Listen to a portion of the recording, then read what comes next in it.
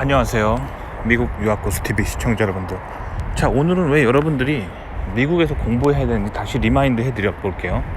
결국 오늘 제가 하는 얘기는 왜 미국의 이공계가 세계 최강인지, 그리고 왜 꼭 미국에서 공부를 꼭 해야 되나, 유학 꼭 가야 되나, 한국에서 유학하면 안 되나, 왜 굳이 미국까지, 외국 땅까지 가서 고생하면서 굳이 외국까지 가서 공부해야 되냐, 마찬가지로 왜 굳이 미국에서 그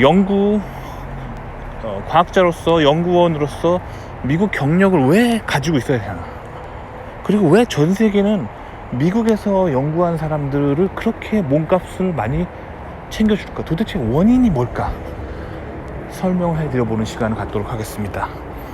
자, 일단 미국에서 미국인들하고 연구한 얘기를 하기 전에 제가 한국에서 엔지니어 생활을 하면서 느꼈던 걸 얘기해 드릴게요.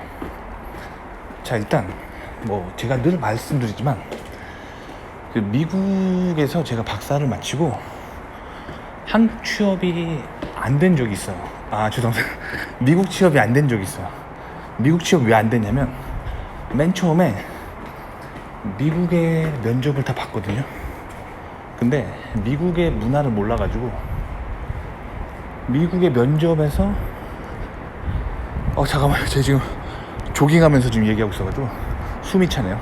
자, 미국의 그 면접 보는 걸 몰라가지고 미국 대기업에 다 망했어요. 폭 망했단 말이에요. 그쵸? 폭 망했는데, 그래서 한국의 대기업에 갈 수밖에 없었어요. 사실 정말 가고 싶지 않았어, 솔직히. 근데 미국에서 이제 유학생으로서 일정 기간 동안 취업이 안 되면 학생 비자가 만료가 됩니다. 그러니까 미국에 있으면 불법 체류자가 돼요. 그러니까 어쩔 수 없이 한국에 돌아갔습니다. 그래가지고 한국에서 회사를 다녔는데, 저는 그때 이 한국 회사에서 어떤 한 경험들이 정말 너무 충격적이어서 이렇게 뇌리에서 지워지지가 않아요. 뭐였냐면, 한국 엔지니어들이 거짓말을 진짜 많이 하는 거예요. 거짓말을 진짜 충격적으로 너무 많이 하는 거예요. 자, 일단 제 채널 오래 보시는 분들은 제가 예전에 한번 얘기한 적이 있어서 아실지도 몰라요. 근데 처음 들어갔는데 한국 회사에, 여기 한국 최고의 대기업이라고 알려진 곳이었어요. 거기 들어갔습니다. 근데 처음에 이제 미국 박사라고 들어갔는데, 그 임원이라는 사람이 저를 불러가지고 다음에 새로 나올 제품에 대한 연구가 어느 정도 이루어진 게 있는데, 그거를 저한테 좀 검토해 보라고 하는 거예요. 그래서 그 실험 보고서를 검토를 했어요. 근데 한국에 한 국내 박사가 한 거예요. 자, 어느 학교인지는 또 얘기 안 할게요. 얘기하면 또 훌리건들이 양성되니까. 일단 한국에서 한 국내 대학교에서 박사학위를 딴 사람이 마친 연구 보고서를 임원이 저한테 검토를 하라고 하는 거예요. 근데 보니까 실험 횟수가 1600번 실험했다고 나왔는데, 1600번. 그래서 저는 읽으면서 대단하다고 생각했어요. 왜냐면 실험을 1600번 하기는 진짜 힘들거든요. 생각해보세요. 100번 실험하기도 힘든데 실험을 1600번 했다고 주장하는 거예요. 그래서 와, 대단하다고 싶었어요. 그래가지고 제가 그걸 검토를 했는데, 근데 좀 이상한 거예요. 왜냐면 실험을 하다 보면 이 통계의 원리는 뭐냐면, 항상 실험을 하다 보면 아웃라이어라는 값이 존재합니다. 무슨 말이냐면, 예측한 값에서 전혀 예상치 못한 그 샘플이 그 무작정 이렇게 랜덤으로 이렇게 어디선가 발견이 돼야 되거든요. 근데 데이터가 너무 깔끔한 거야. 무슨 손으로 이렇게 막 깔끔하게 다듬는 것처럼 다듬는 거예요. 이상하잖아요. 그래서 아무리 봐도 이상한 거야. 너무 교과서적으로 완벽한 정답이 적혀 있는 거야, 그 보고서에. 너무 이상해. 그 실험을 진짜 해본 사람은 알 거예요. 실험을 하다 보면은, 예를 들어 볼게요. 물이 100도에서 끓는다고 학교에선 배우잖아요. 근데 물을 실제로 끓여보고 물의 끓는 온도를 측정해보면 100도가 안 나와요. 어떨 때는 99도에도 끓기도 하고, 어떨 때는 98도, 7도에서 끓기도 하고, 어떨 때는 101도에서도 끓기도 하고, 어떨 때는 102도, 103도에서 끓기도 합니다. 그때 상황에 그 기압과 압력과 뭐 습도와 주변 환경의 영향을 받으면서 이 교과서에서 배운 값들은 약간 흔들리게 돼 있어요.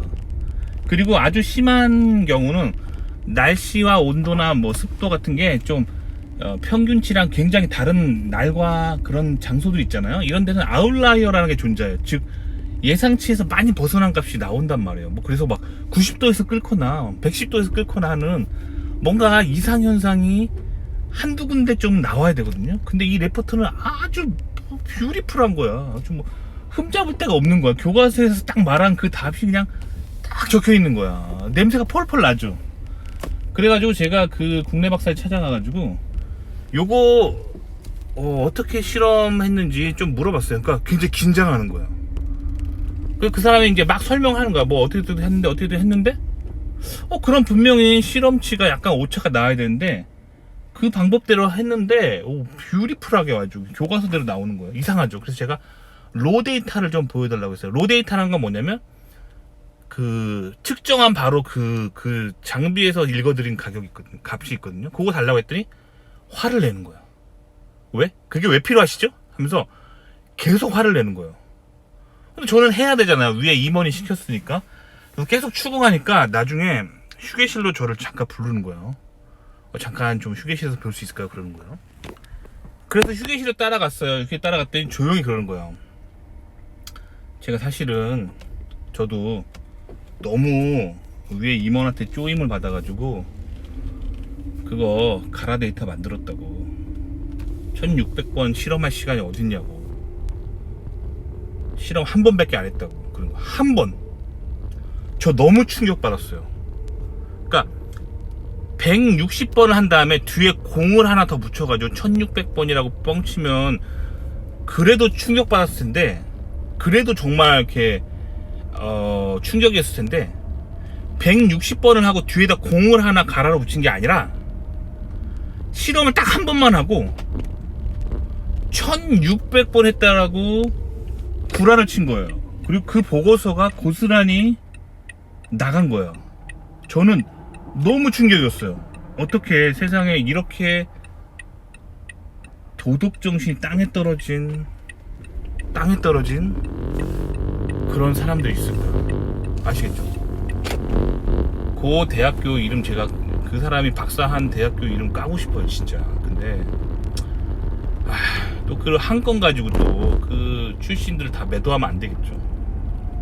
근데 그 지역 이제 그 학교가 있는 지역, 그 지역을 인터넷에 치잖아요. 그럼 항상 사람들이 뭐라 하냐면 그 지역 사람들을 믿지 말라라고 사람들이 그렇게 말합니다. 왜요?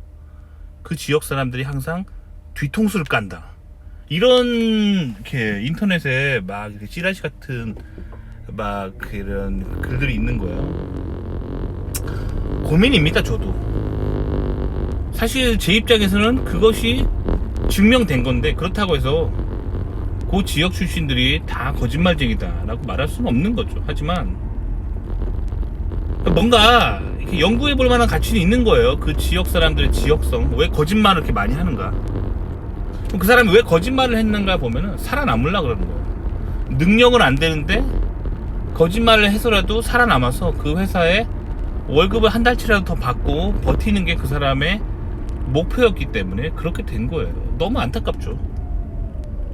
너무 저는 그 사건 때문에 그 한동안 너무 충격을 받았어요. 어떻게 사람의 도덕과 그런 윤리의식이 이렇게 땅에 떨어진 인간이 있을까라고 하면서 저는 정말 한동안 충격이었고, 사실 그게 아직도 저는 그게 잊혀지지 않아요. 그 사람의 그 거짓 보고서가. 근데 그 거짓 보고서가 나중에, 그래서 제가 그거를 고치려고 했거든요. 그런데 다른 사람들이 못 고치게 하더라고요. 왜냐면 그 보고서 1600개 했다라고 하는 그 보고서를 바탕으로 또 다른 사람이 보고서를 만든 거야. 그리고 그 보고서에서 그 데이터를 사용한 근거는 이 1600번 했다라고 하는 이 보고서를 바탕으로 또 다른 보고서가 나오는 거야. 그러니까 내가 그거 하나를 조지면 그 조직이 다 조지는 거야. 결국에는 저는 그 팀에서 거의 왕따가 될 뻔한 거예요. 왜냐면 이게 조직이 전체적으로 했던 모든 악의 뿌리를 내가 들춰내는 거잖아요. 내가 그거를 공론화하고 사람들한테 뭐라 하기 시작하면은 제가 팀 사람 전체를 적으로 돌리는 거예요. 그러니까 저도 그렇게 할 수 없는 거예요. 더 이상은 털지 말자라고 하고 그 보고서를 싹 무시하고 그 팀에서 나오는 보고서를 싹 무시했어요. 그리고 저는 그때부터 내가 직접 실험한 결과만을 믿었어요. 아시겠죠? 요렇게 한국의 이공계가 거짓말을 많이 합니다. 거짓말 진짜 많이 해요.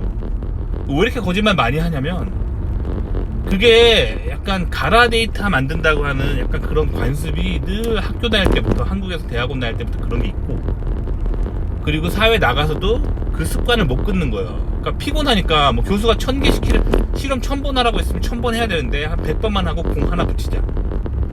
이러다 안 걸리겠지. 이렇게 하는 거예요. 그러다가 이제 좀 까지면은 교수가 1000번 하라고 했는데 10번만 하는 거예요. 10번만 한 다음에 공 2개 붙이는 거예요. 1000번 했다고 하는 거죠. 뭐 이런 부풀리기 가라 데이터가 굉장히 난무하는 게 한국의 이공계고 한국의 대학원입니다. 저는 그 충격적인 사건 때문에 아직도 뇌리에 잊혀지지 않아. 그리고 두 번째 사건은 뭐였냐면 그 회사를 다닐 때 그 회사의 하청업체가 와가지고 자기네 기술을 프레젠테이션 하는 거예요. 그럼 하청업체가 그 회사에 온 이유는 뭘까요? 자기네 기술이 이러이러하니까 이런 기술이 필요하면 연락 달라 이런 거잖아요. 그쵸? 그렇게 한 다음에 발표를 한 다음에 그 사람들이 발표 자료를 주고 가요. 그러면 그 발표 자료를 전체 팀에게 공유해야 될 거 아니에요.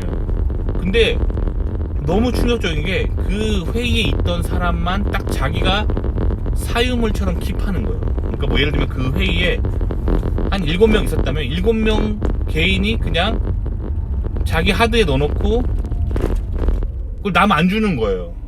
그러고 있다가 이제 뭐 전체 회의에서 뭔가 새로운 제품 개발한다 하면서 무슨 스펙에 뭐 하청업체 부품이 필요하면 그때 이제 자기가 그걸 무기를 서가지고 뭐 하청업체 어디를 제가 발굴했습니다 이렇게 하면서 코스프레를 하는 거예요.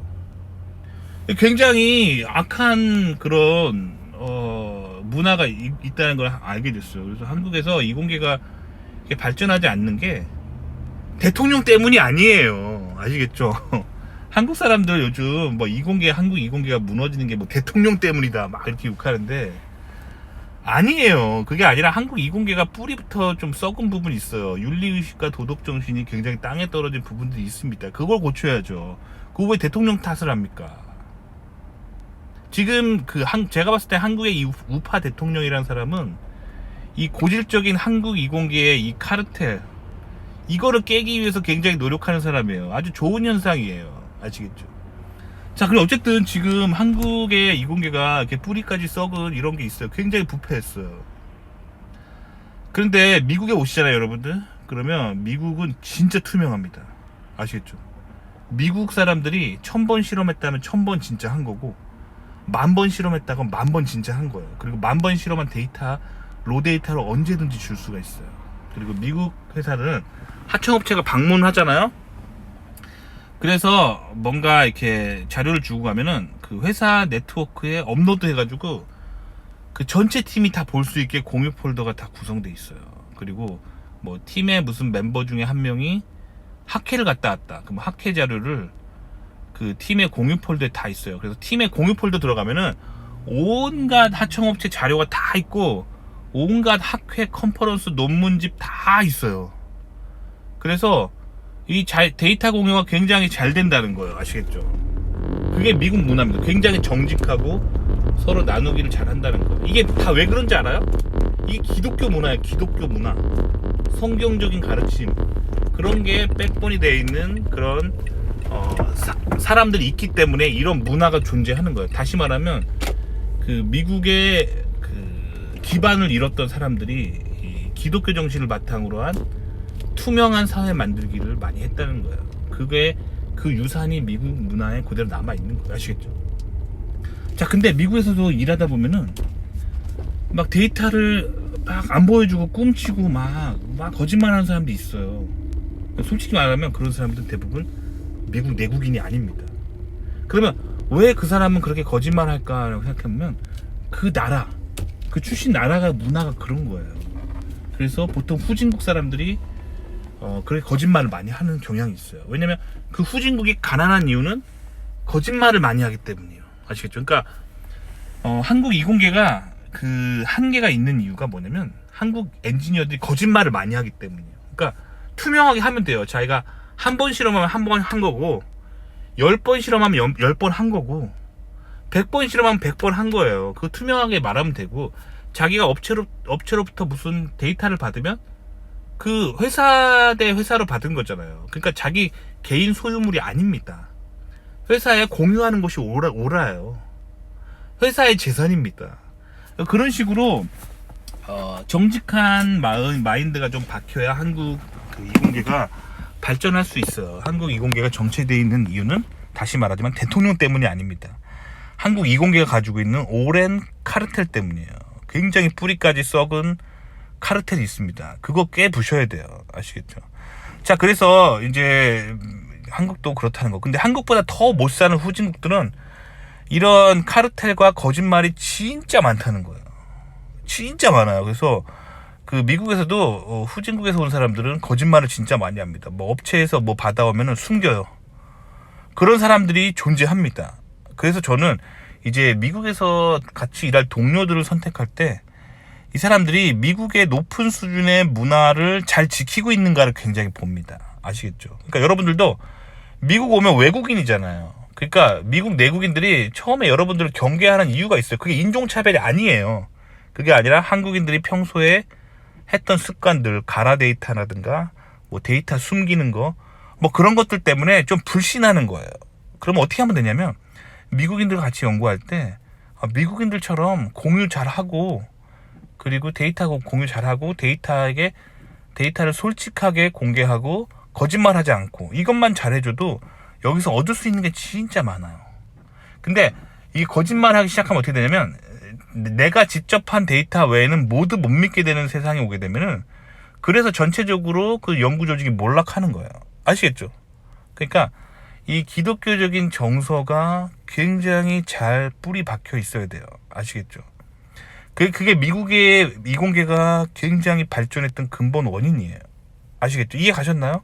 자, 그러니까 이렇게 보시면 돼요. 미국 문화는 굉장히 그런 기독교 정신을 바탕으로 거짓말 잘하지 않고 굉장히 투명한 문화가 있다는 거예요. 그리고 근데 한국 이공계가 부족한 거는 이렇게 늘 데이터를 갈아치고 뭔가 데이터 숨기는 문화가 굉장히 많다는 거예요. 뭐 대학원이든 회사든 사회에 만연돼 있고 이런 것 때문에 사회가 정체된 부분이 있고 이공계가 발전하지 못하는 부분이 있어요. 그럼에도 불구하고 한국이 그나마 잘하는 거는 한국보다 후진국도 있잖아요. 그런 데는 이게 더 심한 거예요. 그리고 미국은 왜 이렇게 과학이 발전하냐면 이게 진짜 덜한 거예요. 아시겠죠? 그러니까 미국 이공계 강한 이유는 정직하기 때문이에요. 정직하고 거짓말하지 않는 문화가 있는 거예요. 아시겠죠? 그렇게 미국 문화가 갔었던 근본적인 원인은 기독교적인 정신을 바탕으로 한 그 문화 유산이 있다는 거예요. 아시겠죠? 그렇기 때문에 여러분들이 미국에 와서 이 거짓말하지 않는 이 습관, 요거를 잘 배우면 진짜 좋습니다. 그게 미국이 강한 진짜 이유예요. 도움이 되셨기 바랍니다.